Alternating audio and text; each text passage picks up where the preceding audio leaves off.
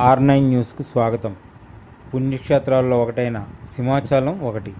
ఈ దేవస్థానానికి అన్ని రాష్ట్రాల నుంచి వేలల్లో భక్తులు వస్తుంటారు.